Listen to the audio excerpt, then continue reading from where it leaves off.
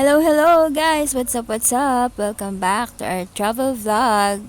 Welcome back to my channel. Siyempre, alam nyo na kung saan tayo pupunta today. For today's video, pupunta tayo sa Silva Hot Spring Resort. So ngayon, nandito pa lang kami sa Halang Kalamba. Dito kami magmumula. And time check, it's already 5 a.m. in the morning. Ayan. So, pupunta kami ngayon sa Los Baños kasi doon yung aming meeting place. And for today's travel, syempre kasama natin si Max. Hep cut natin yon kasi meron kaming background music. So, for now, ayan, nakikita nyo, madilim pa. And ayan, nakikita nyo, sweet-sweetan kami diyan, oh. Hi! So, ayun nga, ang gamit natin ay si Max and susubukin natin ang tibay niya sa pag-ahon mamaya. So, tara guys, samahan nyo kami sa aming adventure! But before that, please do like, share, and subscribe, and click that notification bell para updated ka sa aming mga videos. Hi, Yashin! Andyan sila sa likod. Binaba namin yung upuan and nilatagan namin sila dyan ng mat para makatulog sila habang nasa biyahe. Ayan, oh, aga-aga pa, traffic na. Well, anyways, stay tuned guys kasi sasabihin ko mamaya kung magkano yung entrance fee, kung paano kayo makakapagpa-reserve, and kung magkano yung mga cottages na available nila. So, yun, okay?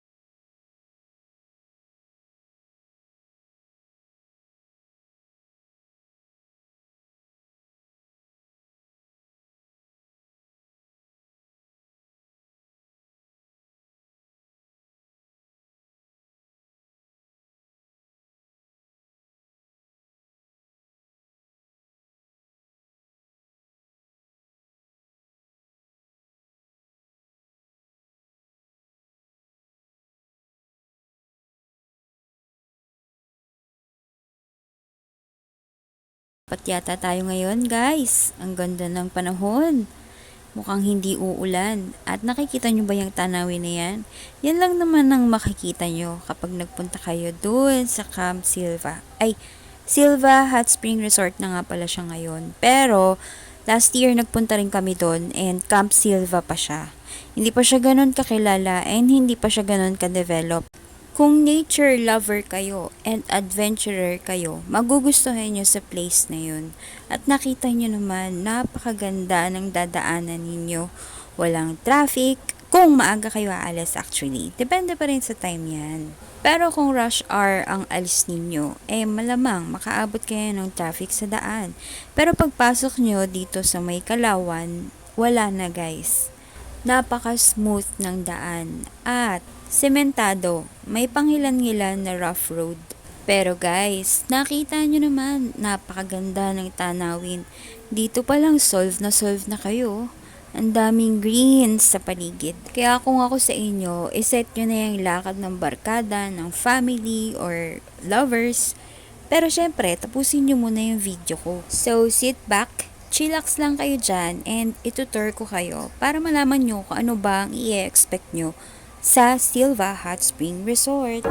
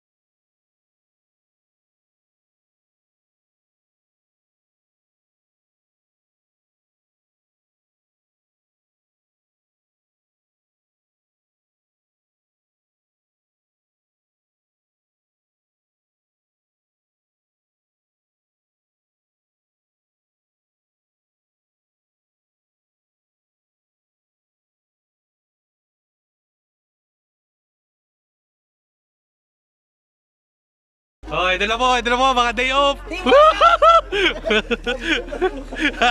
Mga day off. Tatlo po yung TL namin, di na po.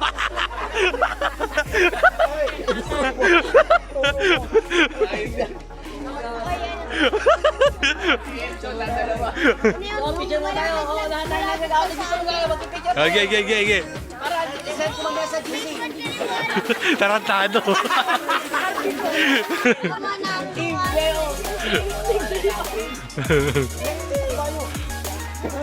Oh, yung mga gamit po namin, no? Ito po yung aming manager, oh.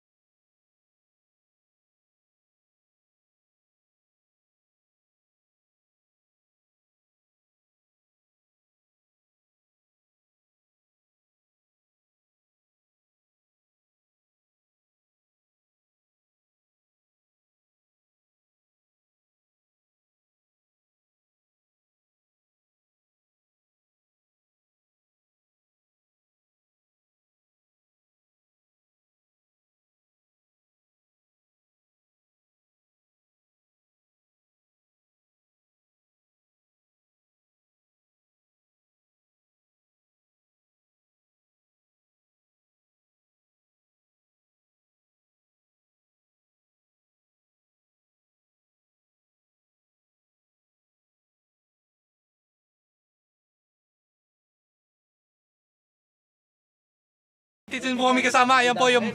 Yan. Yan po. Yan po. Oh.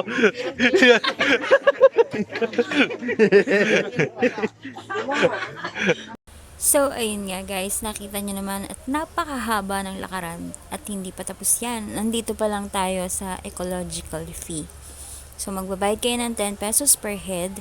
Ang 5 years old and below, wala silang bayad. At di pa po nagtatapos dyan ang ating lakaran, may trekking pa po yan pababa. Approximately 15 to 20 minutes kung mabilis kayong maglakad. Ang advice ko lang is kung meron kayong mga kasamang senior citizen na hindi na kayang maglakad or may mga sakit ng nararamdaman, much better if hindi nyo na lang sila isama dito. Nakita nyo naman, may nakastambay na ambulance kasi talaga naman napakahaba ng lakaran and pababa pa po ng bundok ang ating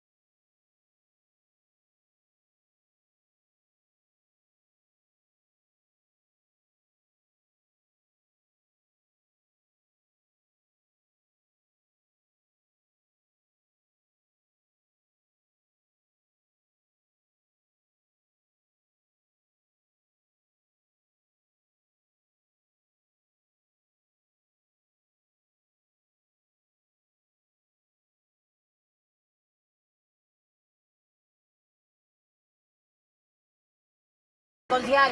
Kunsyal. Konsyal blind faith. Bulag po yun dati, nakakita lang ngayon.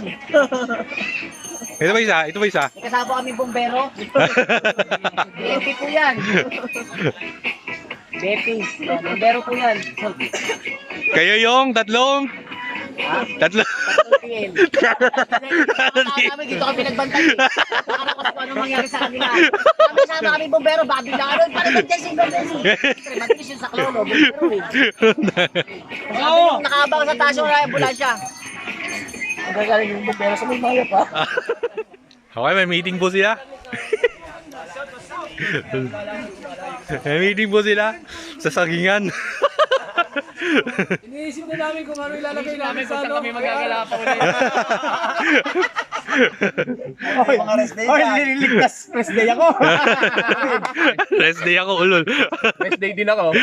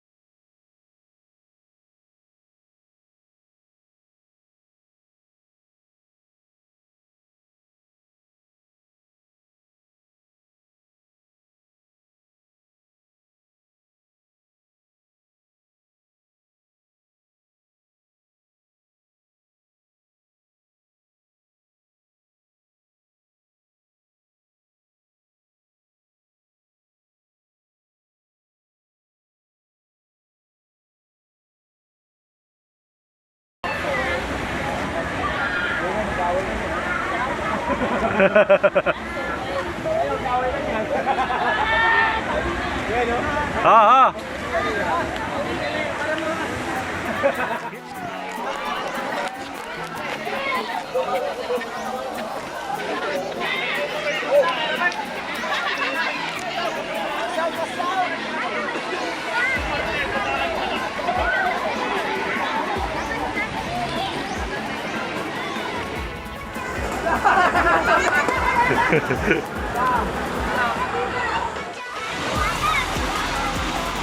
Kaya mo yan, kaya mo yan!